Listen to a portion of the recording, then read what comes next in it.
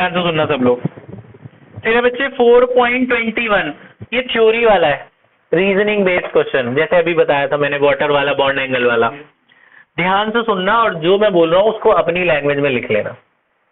बेटा एक ना हाइब्रिडाइजेशन होती है जो हमने शायद उसमें नहीं लिखी है, मैं आपको बता दूं।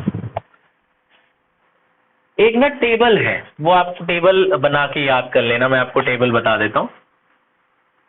टेबल ये है, मैं लिख दूंगा, आप रिकॉर्डिंग से देख के दोबारा बना लेना। आपको पता है हाइब्रिडाइजेशन से भी शेप पता लगाते हैं, हाइब्रिडाइजेशन से शेप पता लगाते हैं। जैसे एसपी हाइब्रिडाइजेशन जो होता है, एसपी उसे लीनियर कहते हैं, जिसका एसपी हाइब्रिडाइजेशन होगा वो लीनियर शेप होता है। sp2 को ट्राइगोनल कहते हैं, sp3 को टेट्राहेड्रल। ये टेबल आप बना लेना, आपकी बुक में शायद पता नहीं है, नहीं है, बना जरूर लेना। sp3d को कहते हैं trigonal bipyramidal, trigonal bipyramidal. Hybridization से भी शेप पता चल जाती है, ये अगले साल 12th में भी काम आएगी आपके। dsp2 को कहते हैं स्क्वायर प्लेनर, स्क्वायर प्लेनर मतलब स्क्वायर जैसा शेप का दिखेगा मॉलिक्यूल। और sp3d2 को कहते हैं ऑक्टाहेड्रल। ये आप बाद में बना लेना, मैं इस क्वेश्चन से रिलेट है ये आंसर। क्वेश्चन पूछा है कि CH4 का स्ट्रक्चर टेट्राहेड्रल क्यों होता है, स्क्वायर प्लेनर क्यों नहीं होता, ऐसा क्यों होता है? मतलब मैंने आपको बताया था स्क्वायर टेट्राहेड्रल कैसा होता है, मैंने कहा था पैरेललोग्राम जैसा बना लेना, याद है? मैंने कहा था ऐसे पैरेललोग्राम जैसा होता है। तो उन्होंने बोला स्क्वायर जैसा क्यों नहीं होता, ऐसा क्यों नहीं होता, सीधा सीधा एच क्यों नहीं लगा देते? दो रीजन बताने हैं, 2 मार्क्स का है। तो पहला रीजन आपने पता क्या देना है? पहला रीजन हाइब्रिडाइजेशन देना है। पता है आप बोलोगे स्क्वायर प्लेनर होने के लिए ये हाइब्रिडाइजेशन होनी पड़ेगी dsp2, जबकि कार्बन का साइज इतना छोटा होता है कि उस पर डी ब्लॉक आता ही नहीं, कार्बन मैक्सिमम p तक ही जाता है। तो कार्बन का हाइब्रिडाइजेशन, इसमें CH4 का हाइब्रिडाइजेशन क्या होता है? sp3। ठीक है, पहला रीजन क्या देना है कि CH4 shows hybridization of sp3 not dsp2 because of absence of d orbital. और square planar it should be dsp2, square planar होने के लिए ये होना चाहिए, लेकिन कार्ब इसका क्या होता है? sp3 होता है।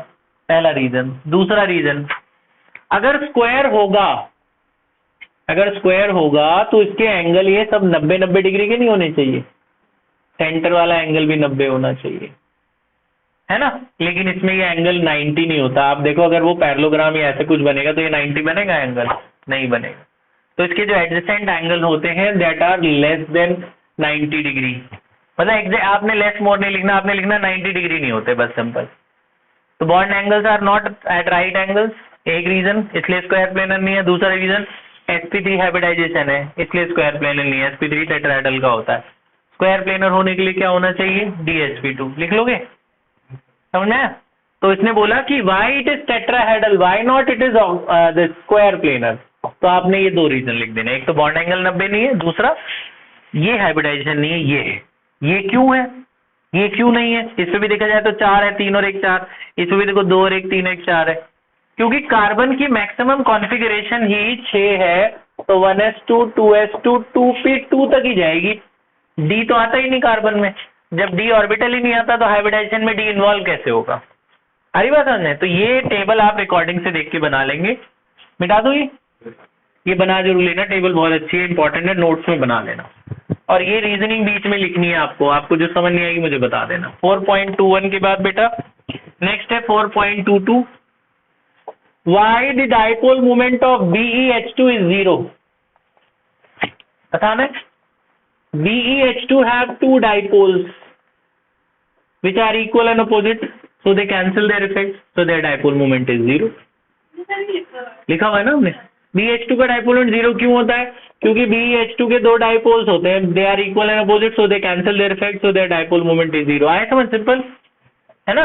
23 ये भी नोट्स में है, तो ये नहीं करा रहा हूं मैं। याद है हमने करा था NH3 और NF3 का कंपैरिजन, ये नोट्स में है तो ये हम नहीं लिख रहे हैं। 23 नोट्स में है। 4 पॉइंट जिनके पास नोट्स नहीं है मुझे बताना। 25 नोट्स में नहीं है। 25 देखिए, ध्यान से सुनना बेटा, ये बड़ा अच्छा क्वेश्चन है। AlCl3 ने एक क्लोरीन गेन किया, गेन कराओ, क्या बनेगा? AlCl4 बन जाएगा और एक माइनस आ जाएगा क्योंकि एक माइनस आ गया। तो ये रिएक्शन क्वेश्चन में दे रखी है। बोला जब यहां से यहां गया तो एल्युमिनियम की हाइब्रिडाइजेशन में क्या फर्क पड़ा? क्वेश्चन समझ में आ गया? एल्युमिनियम के पास अभी कितने क्लोरीन दिख रहे हैं आपको?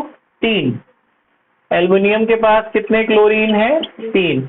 हाइब्रिडाइजेशन निकालना जरा, हाइब्रिडाइजेशन ऑफ एल्युमिनियम। याद है मैंने आपको बताया था हाइब्रिडाइजेशन कैसे निकालते हैं? एक शॉर्टकट मेथड बताया था, एक बेसिक बताया था, थोड़ा पढ़ लिया करो पुराना। तो ये बताया था मैंने आपको, S में 1 भर सकते हैं, P में 3, D में 5। कार्ब एल्युमिनियम कितने बॉन्ड बना रहा है टोटल? 1 2 3, उसमें भरना। एक S में जाएगा, 2 P में जाएंगे, 3 हो गए ना। एक S में 2 P में, तो एल्युमिनियम का हाइब्रिडाइजेशन यहाँ क्या हुआ? sp2। ये रिएक्टेंट साइड, रिएक्टेंट में। अब प्रोडक्ट साइड में आ जाओ। अब एल्युमिनियम कितने बॉन्ड बना रहा है? तो इसमें भरो अब, एक S 3, तो क्या हो गया? sp3। So hybridization changes from sp2 to sp3। बस इतना ही पूछा था कि हाइब्रिडाइजेशन में क्या फर्क पड़ा। आप बोलोगे sp2 से sp3 हो गई। आया? ठीक है। अगला 4.26 भी नोट्स में नहीं है, 25 26 दोनों अच्छे हैं बिल्कुल सिंपल सिंपल से, बस जिनको समझ नहीं आता वो कर नहीं पाते।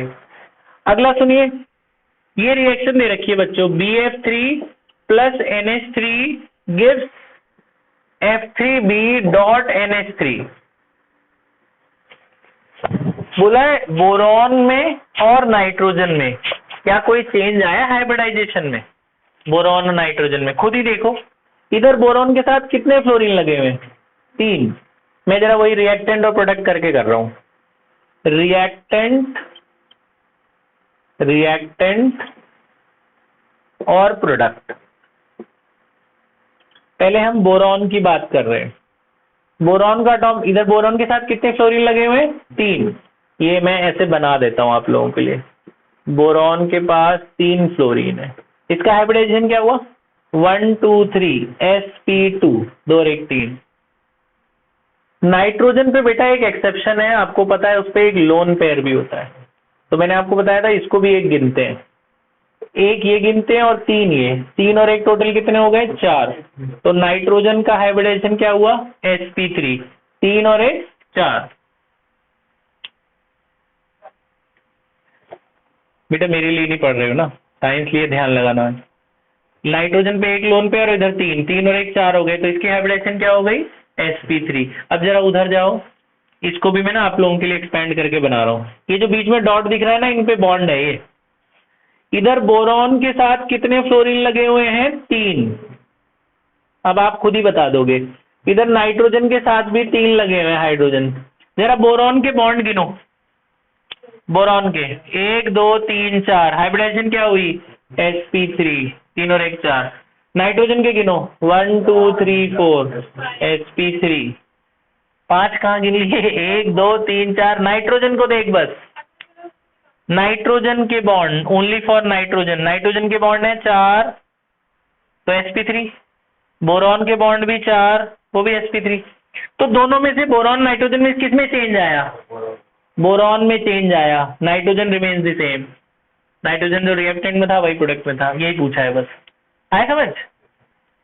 ठीक है, सिंपल सी बात है, ऐसी कोई बड़ी बात है नहीं बेटा। इसके आगे के आपने नोट्स में ऑलमोस्ट सारे कर रखे हैं, आप एक बार मिलाना और बताना आपने जो आपने नहीं करे हुए नोट्स में। एक 28 आप कर सकते हो, मैं आपको बता देता हूँ। 4.28, इसमें बच्चों सिग्मा और पाई बॉन्ड कैलकुलेट करने हैं। C2H2 का ये खुद करेंगे आप, बस मैं एक दिखा दूं आपको, ये भी करा है हमने, ये तो बहुत आसान है। C2H2 इज इथाइन, C2H2 क्या है? Ethyne. C2H4 is ethene, C2H4 is ethene. Sigma pi calculate कर लोगे? बताया था ना सिग्मा और पाई कैसे गिनते हैं। सारे सिंगल वाले क्या होते हैं? सिग्मा, और जो डबल वाला होता है वो क्या होता है? पाई। इसमें कितने सिंगल सिग्मा बॉन्ड है बेटा? 1 2 3, 3 सिग्मा। पाई गिनो, 2 पाई है ना ये दोनों, ऐसे इसमें गिन लोगे? तो ये भी कर रखा है हमने ऑलमोस्ट, है ना? कर लो ये सारे क्वेश्चन, इसका रीजन लिख के दिखाना मुझे, और इसका भी क्यों डायपोल मोमेंट 0 है, जल्दी से कर लो। पॉज कर दे बेटा। ये एक्सरसाइज हमारी हो गई, जो बचे